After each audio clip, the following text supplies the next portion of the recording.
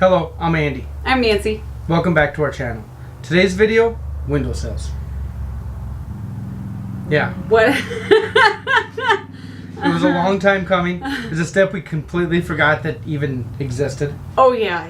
We were really excited to get the cabinets in and then went, oh, wait a minute. We have this whole big step to do. Hang on. Our cart was way ahead of our horse. But it's getting straightened out now, and we'd like to share that with you. Please stick around.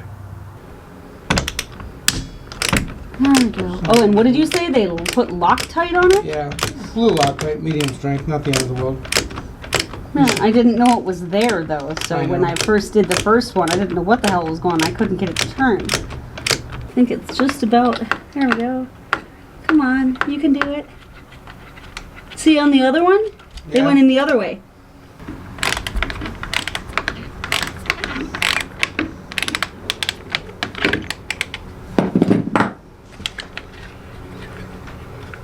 Oh, seriously? Yeah.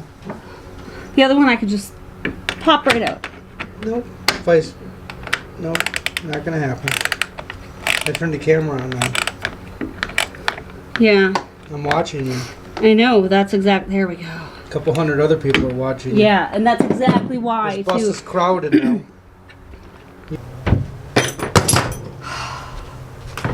That was a pain in the ass.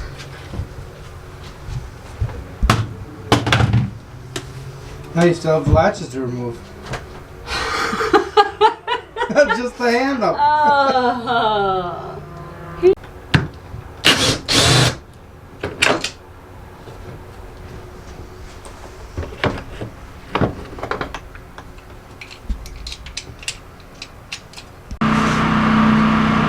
Connor's job today is to collect all the garbage.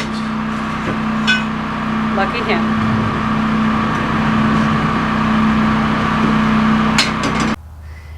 So we've been staying at a rental that we have to be out of in a week, and when we realized that we could not put the cabinets in until we had to do until we did the windowsills, we were also going to have to do the wall panels, the insulation and the plywood.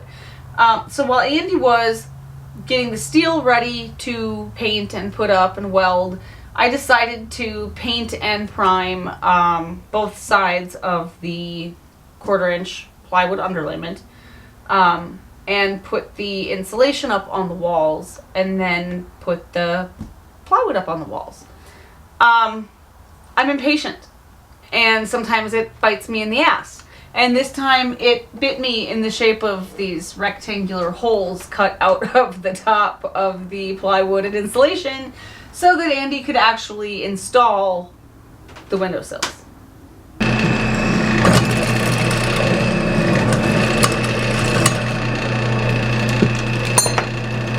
That one's done too. I just have this one left.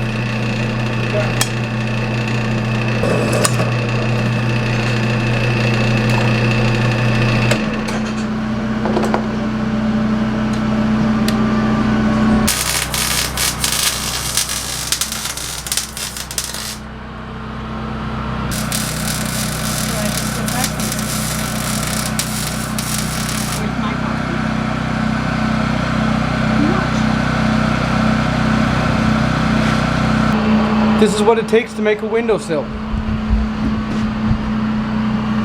It takes 3 of these little 90-degree pieces and 2 of these, along with 1 piece of bar stock. And at the end you get this. You get 1 of those on each end there, and 3 of them welded on the bottom there.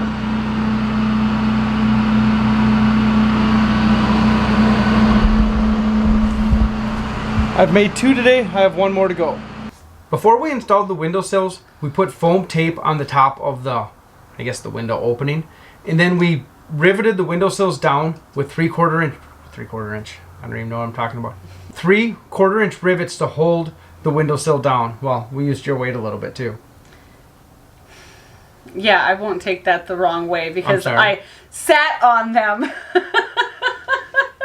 I think I'm heavier than any tool we have, so the only thing to do was sit on them. And I drilled the rivets into the bottom, and then we still needed to twist them back just a little bit to press that foam down as much as possible.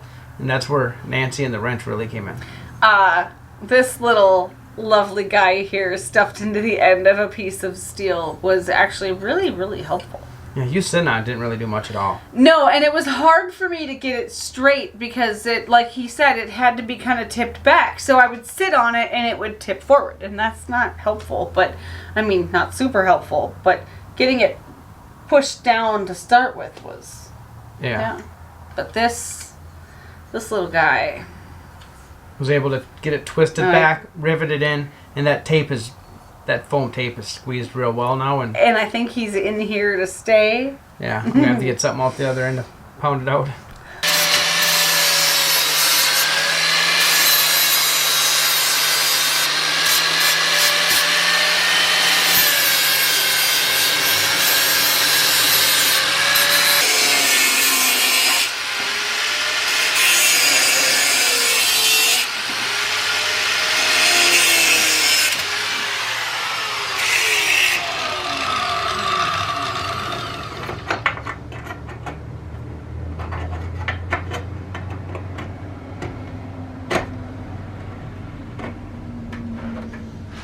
Pretty close. Look at that. I think I can tap it in there about perfectly if I remember where the hammer went.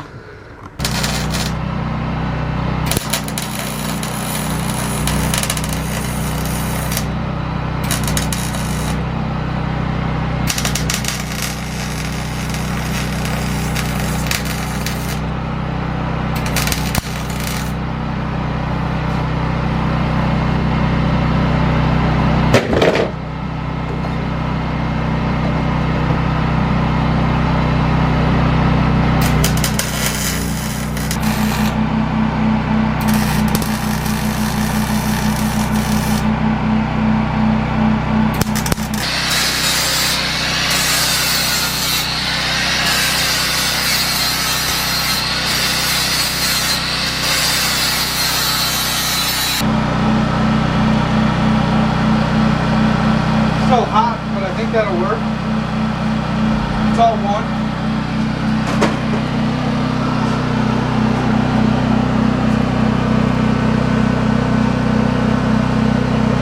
That looks really good.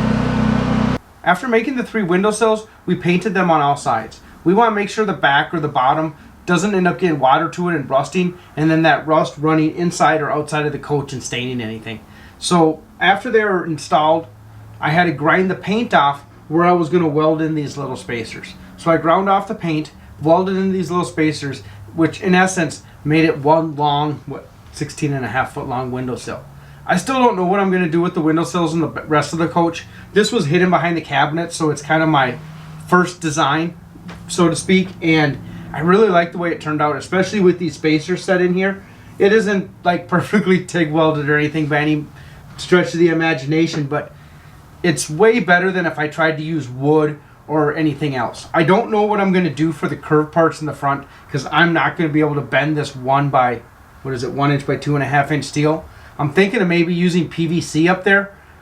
Those windows aren't going to open, and I'm just going to keep the factory retainers for holding them shut.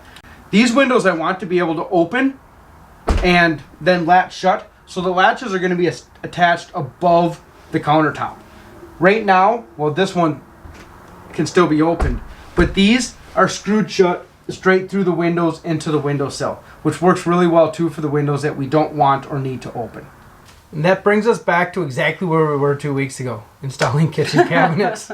Finally, for real this time. Yeah. Like, for real. We could have cabinets. And then a refrigerator. Yeah, and a cooktop. The microwave being built in doesn't matter versus the top, but a stove top and a refrigerator. A real, like, kitchen. Yeah. Minus a sink, because we don't have a water tank or a pump yet, but to be continued. Yep.